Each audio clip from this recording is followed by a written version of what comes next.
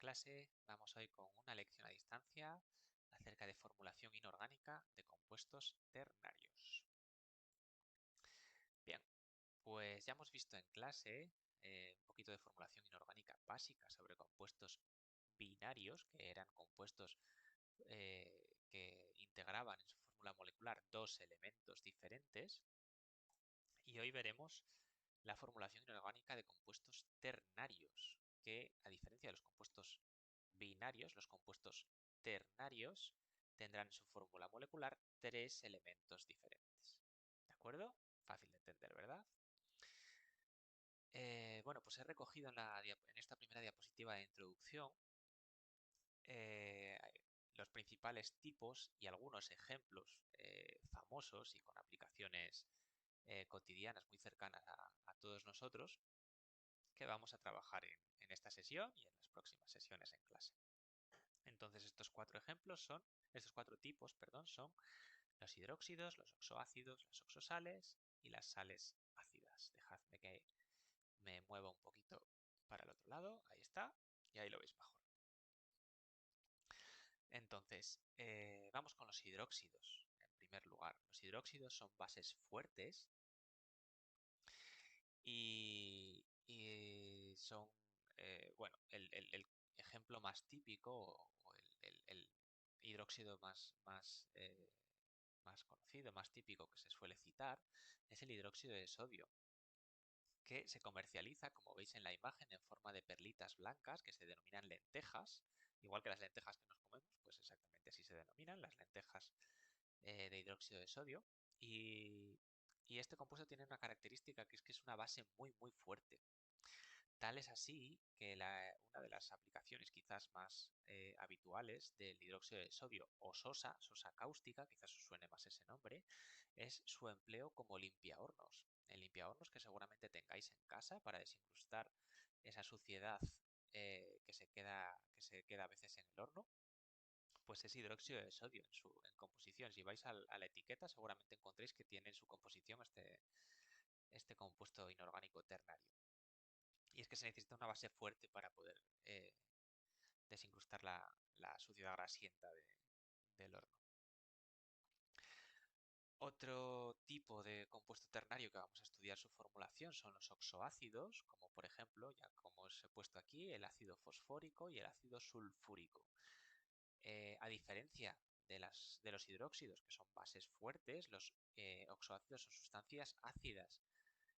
Su acidez, lo fuertes que sean esos ácidos, pues varía, ¿no?, de un compuesto a otro. Concretamente, el ácido sulfúrico, que es el segundo de los ejemplos que os he dado, es un compuesto muy ácido, es un ácido muy fuerte. Es una sustancia eh, que se sintetiza en cantidades enormes en la industria porque tiene muchísimas aplicaciones dentro de la industria petroquímica, la industria textil, aunque quizás un ejemplo así más gráfico y bueno, pues más sencillito, más cercano para nosotros es que es tristemente conocido por ser el principal causante de la lluvia ácida. Cuando se acumulan compuestos con azufre, veis que el ácido sulfúrico en su fórmula tiene el azufre, cuando se acumulan compuestos con azufre en la atmósfera, a menudo el ácido sulfúrico se forma y condensa en las nubes y acidifica la lluvia que al caer sobre la superficie terrestre pues genera daños materiales, humanos o medioambientales. Como podéis ver en la imagen, estos árboles peladitos, porque ha caído sobre ellos, en las copas de los árboles, esa lluvia ácida que ha deteriorado esa superior de los árboles. Vamos con el tercer tipo, derivado directamente de los oxoácidos, que son las oxosales, como el hipoclorito de sodio, el primero de los ejemplos, o el carbonato de sodio. El hipoclorito de sodio, quizás la fórmula o el nombre no os digan nada, pero la disolución acuosa que se comercializa y que todos tenéis en casa y que se llama lejía, seguramente sí que os suene, ¿verdad? Pues el hipoclorito de sodio en disolución acuosa se emplea como desinfectante doméstico. Sí, así es, la lejía, tanto de ropa como la que se usa para limpiar el suelo o los baños en cualquier hogar. Las propiedades desinfectantes de este compuesto pues lo hacen muy útil para ser usado para este tipo de tareas. Y como veremos más adelante, el cuarto tipo no es una especie de combinación entre los oxoácidos y las oxosales, que son las sales ácidas, siendo el ejemplo más típico quizás el bicarbonato de sodio, que suele emplearse como antiácido para aliviar los síntomas de acidez estomacal en el estómago. Es una sustancia ligeramente básica que neutraliza un poquito esos ácidos que generan un cierto malestar en las personas que padecen eh, de acidez estomacal.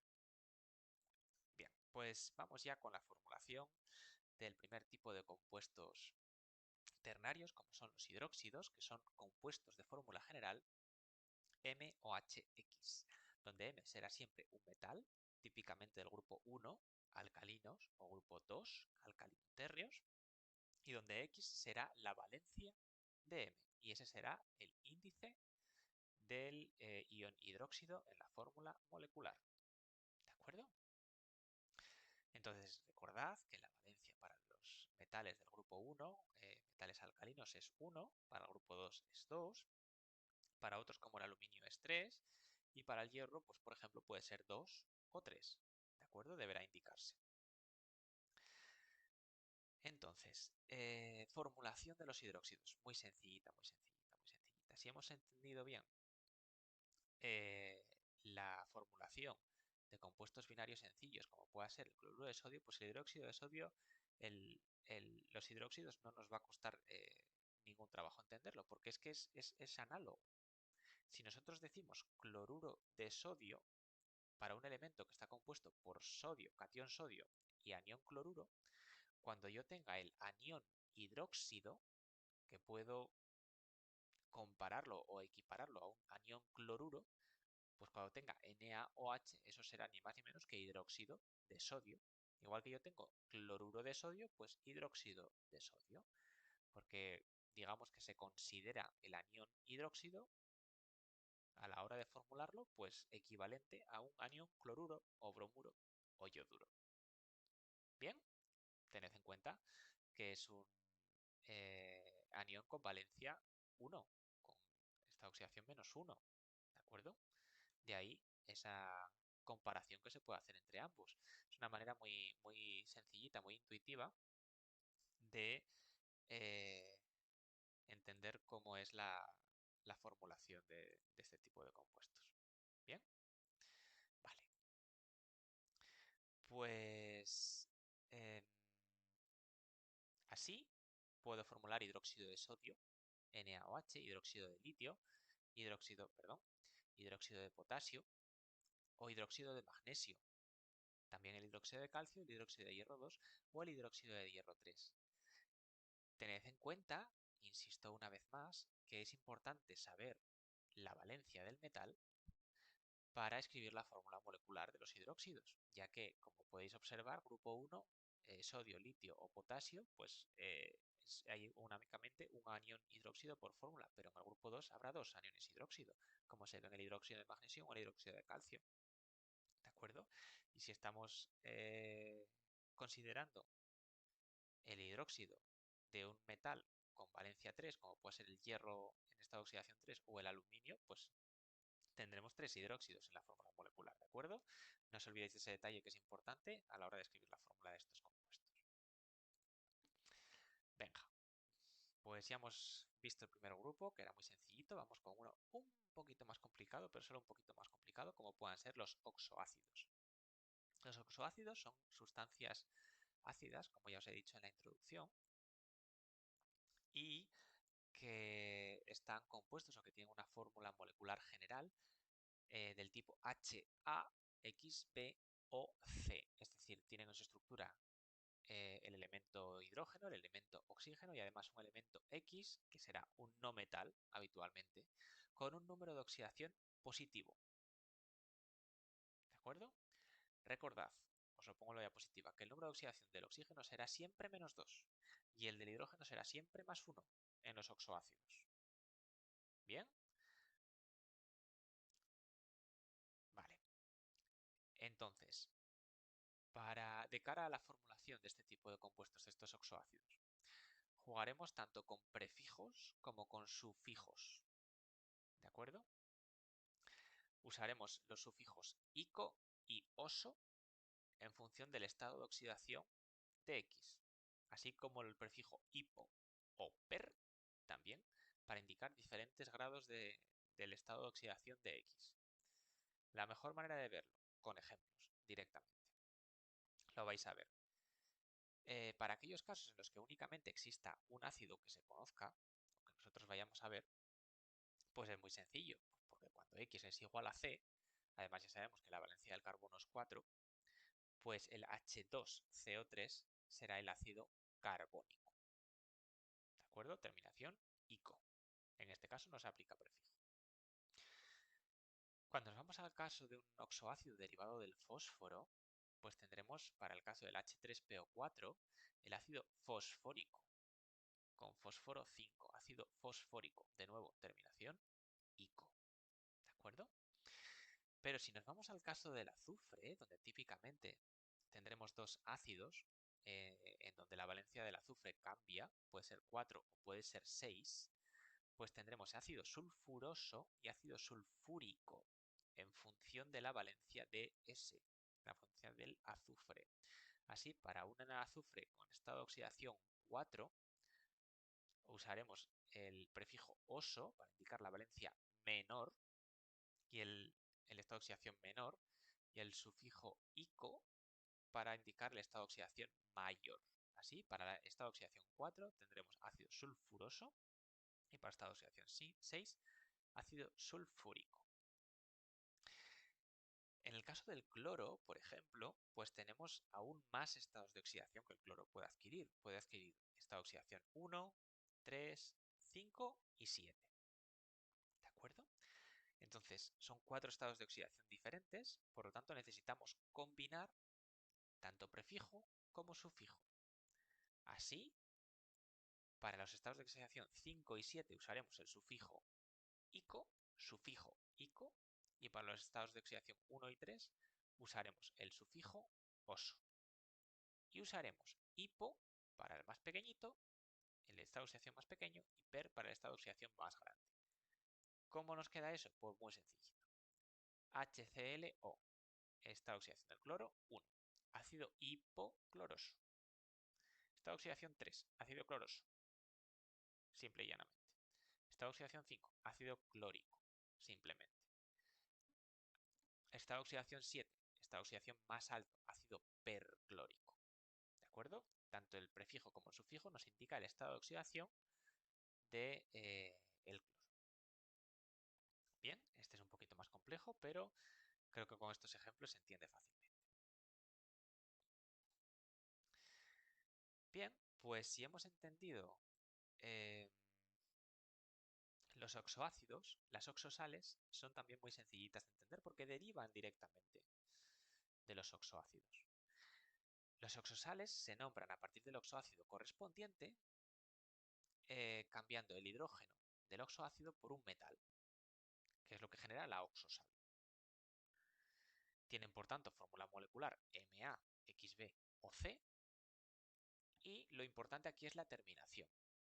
Si yo me sé perfectamente la terminación de los oxoácidos, pues la terminación de las oxosales es muy sencillita también, porque de un oxoácido oso, la sal se va a llamar, va a tener un sufijo ito. Y de un oxoácido ico, la oxosal, va a tener un sufijo ato. ¿De acuerdo? Así, por ejemplo, el H2CO3, ácido carbónico. Si hacemos la oxosal de litio, será carbonato de litio. Ácido carbónico, carbonato de litio. Y así con todos. Ácido fosfórico, pues fosfato de potasio. Ácido sulfuroso, pues sulfito de sodio. Del sulfúrico, sulfato. Y así con todos, con el cloro, lo mismo. Hipocloroso, hipoclorito de sodio. Hipoclorito de sodio. ¿Recordáis la primera diapositiva? Pues aquí está el hipoclorito de sodio. Clorito de sodio, clorato de sodio o perclorato de sodio. Bien.